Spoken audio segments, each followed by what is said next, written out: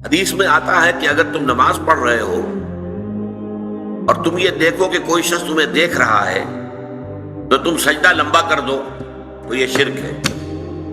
پہلے تمہارا سجدہ فرض کیجئے 10 سیکنڈ کا تھا، جب تم نے دیکھا کہ کوئی تمہیں دیکھ رہا ہے اب آپ نے 5 سیکنڈ کا اضافہ کر دیا، 15 سیکنڈ کا سجدہ کیا۔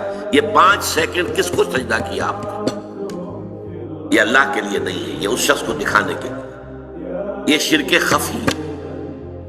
ظاہر بات ہے کہ اس کو ہم دیکھ نہیں سکتے، اس پر فتویٰ نہیں لگ سکتا، یہ دل کا معاملہ ہے، اندر ہی اندر کا معاملہ ہے۔ اس میں صرف سمجھایا جائے گا کہ دیکھو بھائی یہ بھی شرک ہے۔